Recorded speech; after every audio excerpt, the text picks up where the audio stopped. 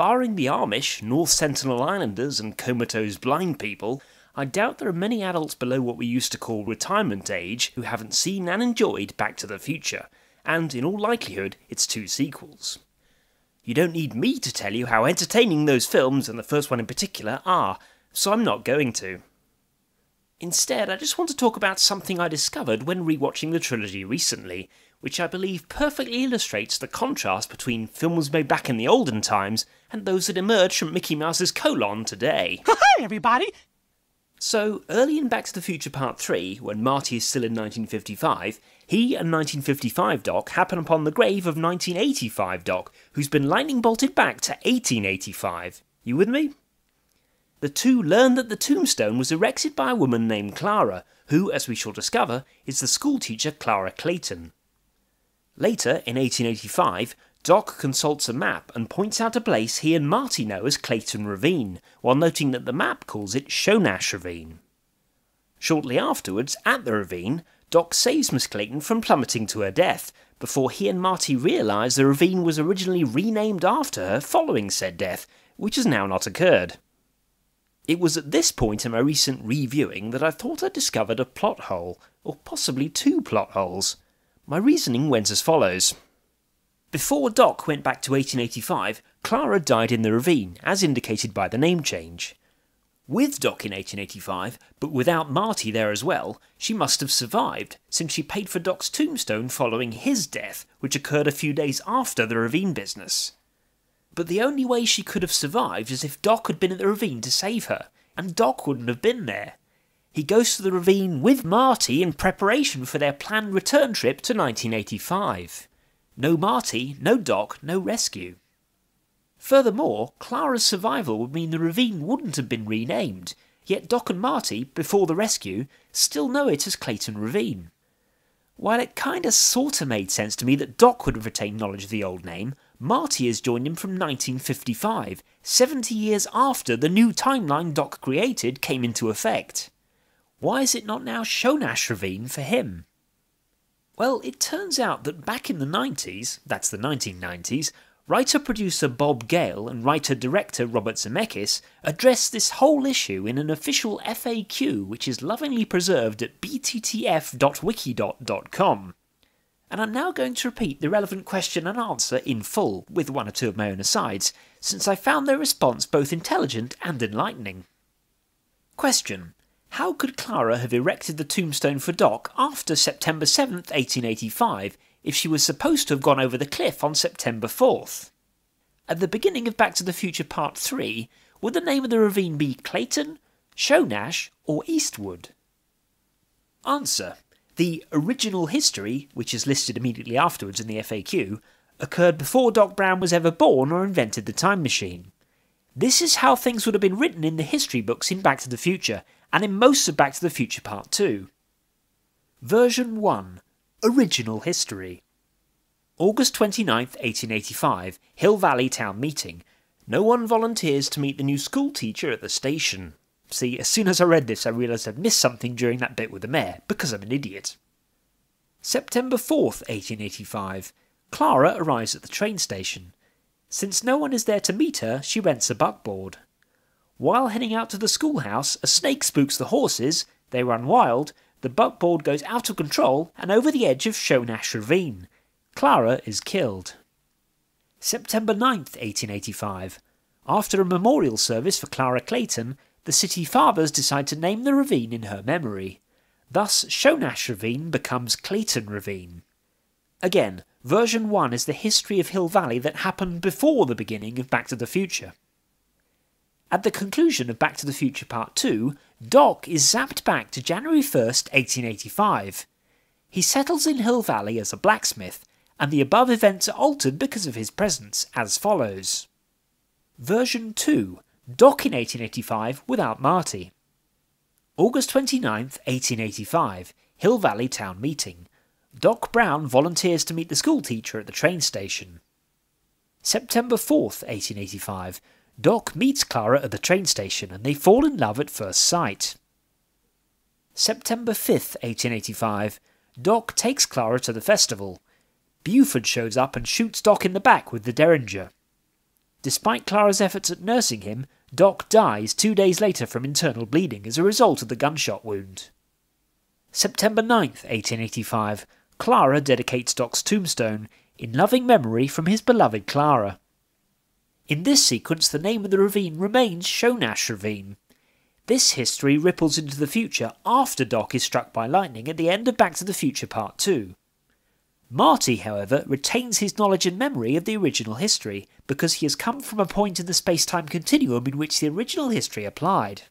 And incidentally, this is consistent with what happens in the middle of Part 2, when Doc and Marty realise they're in an alternate 1985. If Marty were to go to the ravine in 1955 at the beginning of Back to the Future Part 3, on his way to the Pahatchee Drive-In for example, he would discover that the ravine is called Shonash Ravine. In Back to the Future Part 3, Marty's trip to September 2nd, 1885 alters version 2 as follows. Version 3, Doc and Marty both in 1885. August 29th, 1885, exactly the same as in version 2, Doc volunteers to meet the schoolteacher. September 3rd, 1885, as seen in Back to the Future Part 3, Marty shows Doc the photo of the tombstone. Doc decides not to meet Clara at the station. September 4th, 1885, Clara arrives at the station. No one is there to meet her, so she rents a buckboard as in version 1. Similarly, on her journey to the schoolhouse, the snake spooks the horses and they run wild toward the ravine. As seen in the film, Doc rescues her from going over into the ravine. They meet and fall in love at first sight. September 5th, 1885. At the festival, Doc's behaviour is now different due to his knowledge that Buford is going to shoot him in the back, which is why Doc keeps facing front to Buford. Because Buford never does shoot him at the festival, and due to Marty's interference, the name on the tombstone photo vanishes. September 7th, 1885. Clint Eastwood is apparently killed when the runaway locomotive plunges into the ravine. In honour of his heroic action against Buford Tannen, the city fathers decide to name the ravine after him. Incidentally, there is an alternative scenario that may have occurred in version 2. On September 15th, 1885, Clara, distraught over Doc's death, commits suicide by jumping into the ravine. As a gesture of sympathy, the people of Hill Valley decide to name the ravine in her memory, thus putting the space-time continuum back into a similar situation as in version 1. We will remain ambiguous about whether this suicide incident actually happened in version 2, so that the viewer may choose which other scenario fits into his own theories about time travel. And there you go. I thought I'd found a flaw which incidentally would barely have even dented my enjoyment of the franchise, and it transpired that the writers had thought about it more than I had. Their logic, insofar as it can be in a light-hearted time travel film, is sound. Now contrast that with the situation we often find ourselves in when watching a mainstream movie today, where anyone who thinks about what's happening for more than a few seconds will have outthought its creators.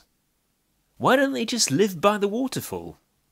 Why wouldn't stories of an incredible shield dome thingy have emerged from the area around it, and why wouldn't shit disappearing and reappearing have been picked up by spy satellites? Who moved the lagoon, and why would you have these doors? Why would you do this? Why would you do this? Why would anyone listen to her views on any subject ever again?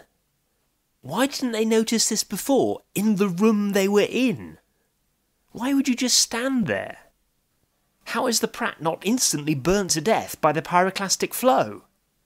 How come no one on the ship noticed this? Or this? How did they manage to travel by boat from west of Costa Rica to northern California within a day? Since this requires a sniper to paint its targets, why not just a sniper? How could Hammond and Lockwood have fallen out over the latter creating Maisie, who's still a child, when Hammond died in the 90s? If it's part Velociraptor, and a Velociraptor can pick up your scent a mile away, then why? If it's this incredible killing machine, then how come? Why would you not at all fucking costs prevent this from happening? How come using hyperspace as a weapon wasn't a thing until now? Why? Okay, I'm going to be here all day. I'm not claiming the Back to the Future trilogy is perfect. In Part 3, for example, we have Doc's rather inconsistent approach to maintaining the original timeline, and the possibility that the McFlys have been inbreeding for generations. McFly! But these are relatively minor niggles. Doc's giant refrigerator and ridiculously prominent location are fun, and the BTTF universe is predicated on a bit of hand-waving with regard to temporal changes, i.e. it's implied that timelines are to some extent self-correcting, so there is such a thing as a minor change with no lasting consequences. And obviously we wanted to see Leah Thompson again, and Marty's mum's resemblance to his great-great-grandmother can be dismissed as a coincidence, or, as is suggested elsewhere in the FAQ, the result of a preference among the McFly men for a certain physical type. And she does have a great rack. There's a big difference between errors, inconsistencies, illogicalities of that nature, which, if you notice them at all, can generally be explained away, and far more serious ones, aka plot holes, that serve to undermine the characters or the narrative, thereby breaking the film in question. In other words, not all mistakes are equal, and these days too many films contain too many stupid mistakes, and too many people are getting paid as writers when they're not fit to write a grocery list. Nice spelling, asshole. So when he returns, it will rest?